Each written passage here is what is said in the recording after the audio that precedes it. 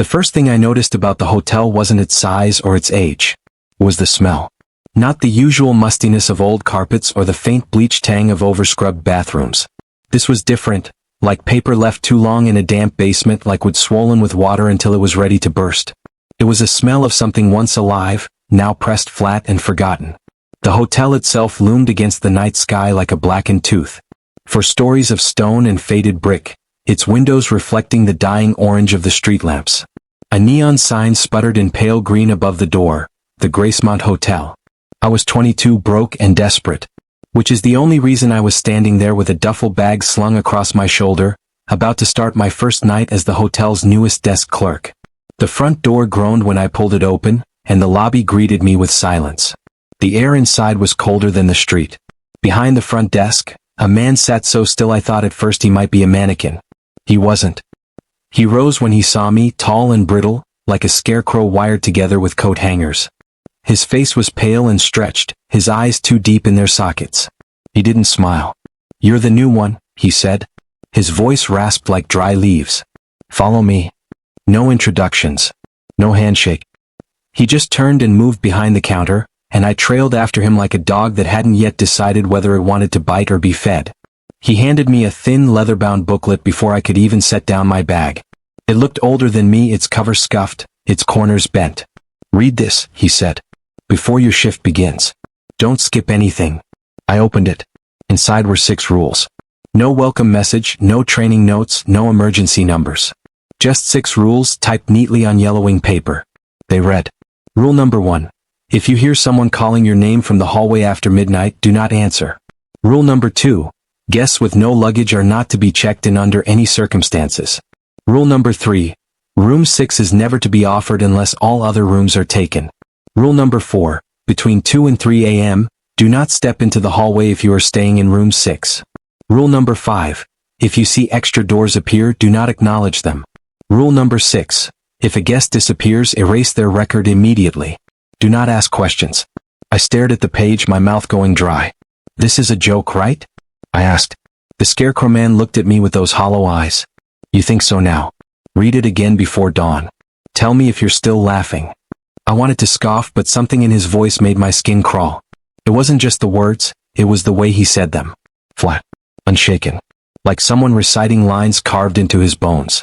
I set the booklet on the desk, pretending to brush it off, but I couldn't help glancing at it again. The words felt heavy. Like each letter pressed down on the paper harder than ink should. "Is this some kind of hazing thing for new employees?" I asked. His expression didn't move. "No.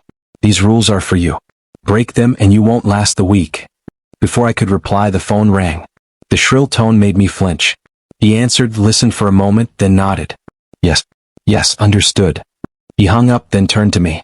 "Shift's yours now. I'll be upstairs." And just like that, I was alone. The lobby was small. An old chandelier hung above me, its crystals clouded with dust. The check-in desk had a register book, a brass bell, and the leather booklet of rules. Behind me, 2 tall doors led to the dining room, dark and empty now. A head stretched the hallway, dimly lit, carpet threadbare with age. I sat behind the desk and tried not to think about the rules. I told myself it was just old superstition, some tradition carried by the staff. A creepy joke. Every workplace had its quirks. Why should this be any different? Still, my eyes kept drifting to the hallway. The silence of the place pressed on me. No voices. No footsteps. No television behind closed doors. Just the faint hum of the old neon sign outside, bleeding through the lobby windows. Midnight crept closer. I checked the clock, fighting off a yawn. Maybe the scarecrow man wanted me to be nervous. Maybe he'd show up in the middle of the night, knock on the desk, and laugh about how I took the rules too seriously. But when the clock struck 12, the hotel seemed to change. The silence grew thicker, as if even the air was holding its breath. And then, from the hallway, past the flickering light above the carpet runner, I heard it. A voice said my name. Not shouted. Not whispered. Just spoken. Come. Clear. Like someone who knew me well. "Daniel." I froze, every hair on my body prickling. I looked at the booklet on the desk. My hand hovered over it. Rule number 1. If you hear someone calling your name from the hallway after midnight, do not answer. The voice came again, closer now. "Daniel." My throat was dry. My heart hammered. I almost called back. Almost said, "What?" "Who's there?" But I didn't. I gripped the edge of the desk so hard my knuckles turned white and sat in silence, staring at the hallway until the light at the far end flickered out. When it came back, the hallway was empty. And the voice was gone. That was my first night at the Gracemont Hotel. And it was the last night I thought those rules were a joke. The second night carried a different weight. My body wanted to believe that the first shift had been nothing unusual, just a bad trick of tired nerves and a building with too much history baked into its walls. But the booklet still lay where I left it on the counter, and when I touched it, the leather felt colder than the air around it. Mr. Harker appeared from the stairwell, as noiseless as if he'd risen out of the floor itself. His long hands rested on the desk and he looked at me with the same hollow stare that had made me uneasy the night before. "You read them again?" he asked. "Yes." "And you listened?" "I did." His gaze lingered on me longer than was comfortable. Then he dropped a ring of brass keys on the counter and set down a folded slip of paper, yellow and fragile with age. "Tonight you'll need these." I unfolded the paper and found another list. This one bore no title about employees or staff, but about who could and could not be allowed through the doors of the Gracemont. 1. Do not admit anyone who arrives after 1 in the morning. 2. Guests who carry no luggage are not permitted. 3. Guests who do not provide a home address are not permitted. 4. Guests who ask for directions to places that do not exist must be escorted out immediately. 5. Guests who refuse to give a name are not guests. Call security. 6. If you cannot see the guest's reflection in the lobby mirror, summon security at once. I read it twice. The words had the same weight as the first rules, the kind that pressed on your chest like something alive. I looked up, waiting for the faint smirk of a man stringing me along, but Mr. Harker only studied me as though I were a child being tested. "This is serious," he said.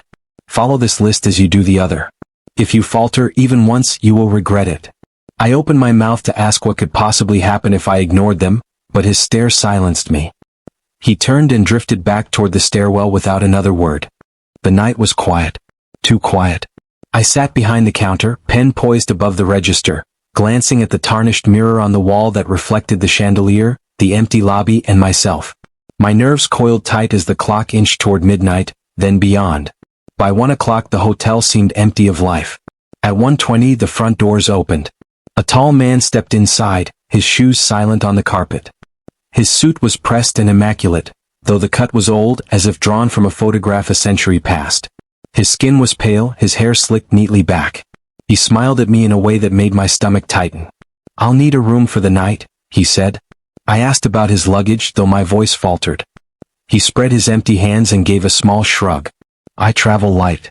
My eyes flicked to the list. "No luggage. Not permitted." "I'm sorry," I began, "but I can't check you in without." His smile widened, though it no longer seemed friendly. "Are you turning me away?" His tone was silk laid over something sharp. He leaned closer across the counter, his eyes steady and unblinking. "I think you'll find me a very quiet guest." I tried to hold his gaze, but the mirror on the wall behind him caught my eye. The lobby looked back at me. The desk. The chandelier. My own reflection. Not his. I froze. The paper in my hand shook. The man's lips drew back into a grin that showed too many teeth. He leaned further across the desk, and for a moment I thought I wouldn't be able to move at all. My body locked, my breath shallow. Then the stairwell door crashed open and heavy boots thundered across the floor. 2 men in black uniforms swept past me, their faces set and grim. They seized the man by his arms before he could react. He hissed, the sound like steam pouring from a crack in a boiler, and twisted violently, but their grip didn't falter. They dragged him toward the doors. His eyes locked with mine as he struggled, and for the briefest instant I thought I saw something else staring back, something hungrier than human. Then the doors slammed shut, and the lobby was silent again. I sagged against the counter, sweat cold on my neck. My hands trembled as I placed the receiver of the desk phone back into its cradle, though I had never lifted it. When I turned, Mr. Harker stood where the stairwell met the lobby shadows. His face gave away nothing. "You see now," he said. "This is why you don't question the rules." I wanted to ask, wanted to force an answer about what that thing had been, but the weight of his gaze pressed the words down into my chest until they withered there. He turned and vanished into the stairwell, leaving me alone once more with the register, the mirror, and the list that was no longer absurd. The night stretched on in silence, but I knew it would never feel empty again. The Gracemont seemed busier the following evening, as if the walls themselves had decided to breathe again. Guests checked in one after another, their voices filling the lobby in a low murmur, footsteps dragging across the threadbare carpet. The register swelled with fresh names and signatures. For the first time since I had started, the building felt like what it claimed to be, a hotel. I clung to that thought. The previous night had rattled me more than I wanted to admit, and I needed to believe that it had been some strange, isolated encounter. Yet every time I glanced at the mirror hanging near the desk, my stomach lurched, half expecting to see someone missing from it. By 9 o'clock, nearly every room was taken. Families, salesmen, a group of weary travelers. One by one they disappeared down the long hallway with brass keys in hand. I marked their names carefully, double-checking addresses and luggage. The guest restriction sheet lay hidden beneath the register, but my eyes flicked to it with every check-in. Luggage? Yes. Address? Yes. Reflection? Yes. By 10:30 there was only one room left. Number 6. I knew the rule well enough by now. Never offer room 6 unless every other room was taken. My pen hovered above the register, waiting. It was close to midnight when the last guest arrived. He was younger than the rest, maybe in his 30s, his tie loosened, his eyes heavy with exhaustion. He dragged a battered suitcase behind him and gave me a tired smile. "You got a room left?" The weight in my stomach sank. I flipped the register open. "You're in luck," I said, though the words felt wrong on my tongue. "One left." His signature scrawled across the page, smudged as if his hand shook from the long journey. I slid the brass key across the desk. The number etched into it gleamed dully under the chandelier. 6. Before I could speak, Mr. Harker appeared. I hadn't seen him all night, but suddenly he was beside me as if he'd risen out of the shadows. He placed a folded paper on the desk. "Special instructions for this room," he said to the guest. His voice was flat, toneless. "Read them. Follow them exactly." The man chuckled as he picked up the slip. "What is this, some kind of old-timey house rules? No smoking, no pets, keep the noise down?" Mr. Harker didn't blink. "Read." The guest skimmed, his smile fading as he reached the last line. He looked back at me, searching my face for the trace of a joke. I kept my eyes on the register. "Well," he said after a moment, forcing a laugh, "I'll play along. Can't hurt, right?" He tucked the paper into his jacket pocket, collected his key and disappeared down the hallway. The lobby grew quiet again.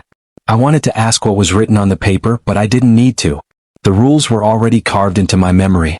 If you're staying in room 6, never step into the hallway between 2 and 3. Never open the extra doors.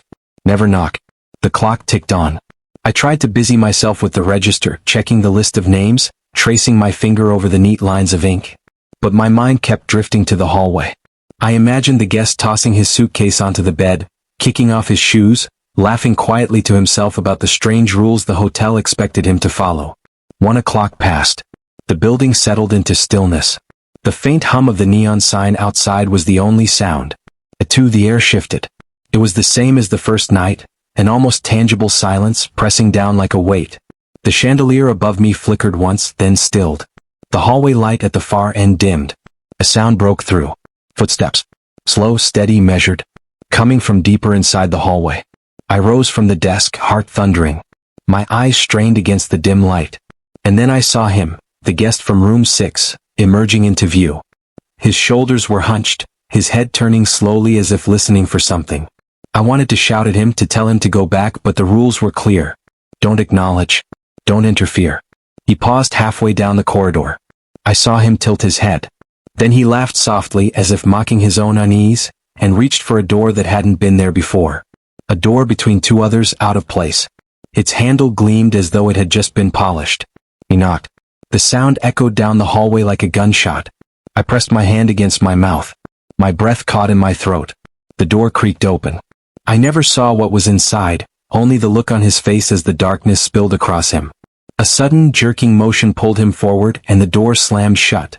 The hallway was empty again. The light flickered once, then steadied. The silence returned. At 3 the air shifted back lighter, though my chest stayed heavy. When dawn came and I opened the register, his name was gone. The line where he had signed was blank, as if he had never touched the pen. His suitcase was nowhere in sight. The key to room 6 rested on the desk, cold to the touch. I didn't see him again until a week later. And when I did, he wasn't a guest anymore.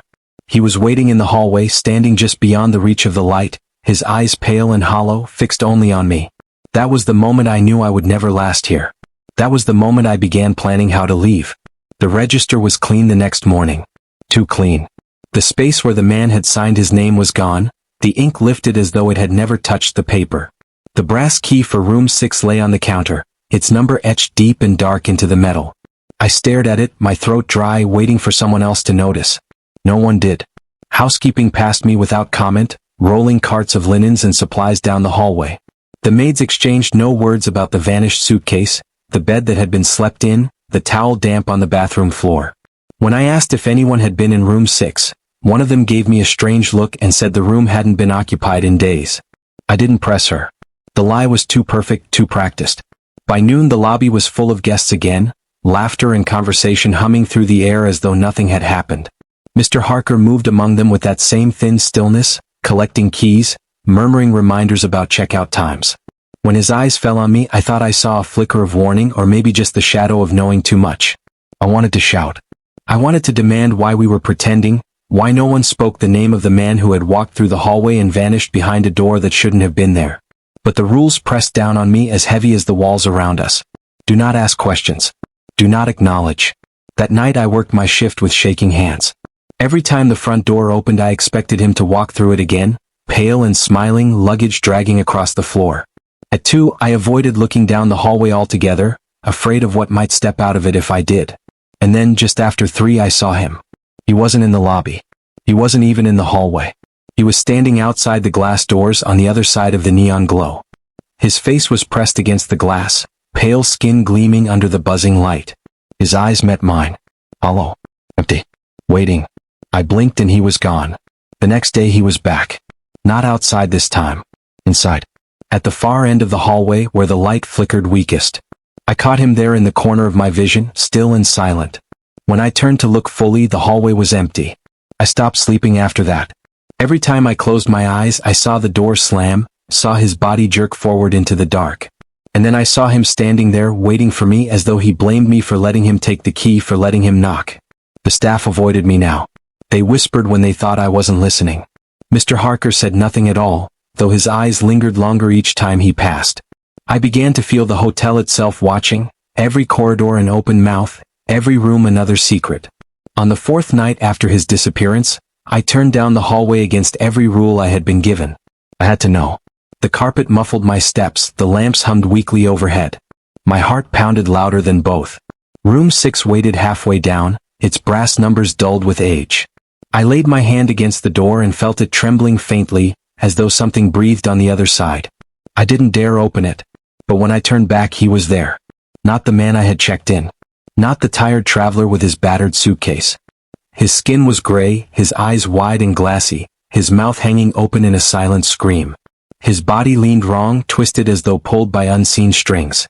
He reached a hand toward me. I ran. I ran until the lobby lights washed over me, until the front desk stood between me and the endless dark of the hallway. I slammed the register shut, though the page was already blank. I knew then that I would not last. That the rules would not save me forever. That sooner or later the hotel would take me too. And so I made my choice. I would leave. I would leave before room 6 claimed me, before the hallway stretched too long, before the voices calling my name finally drew me in. I would leave and I would never come back. The decision to leave came quietly, without drama, like a whisper that grows until it drowns out everything else. I told myself it was simple, just walk out. Pack the little I owned and step into the night. Yet the Gracemont never allowed anything to be simple. The next evening began as they all did, the lobby filling with strangers, the register swelling with neat names and addresses, the mirrors catching faces that looked harmless. But behind every reflection I expected to see him, the man who had taken the key to room 6. Sometimes I swore I did. Pale, blurred at the edges, watching. Mr. Harker gave me no tasks beyond the usual, no new lists of rules, no warnings. He only stared, his eyes hollow as if waiting for me to break. I wondered if he already knew I meant to leave. Maybe everyone who worked here thought of leaving at least once.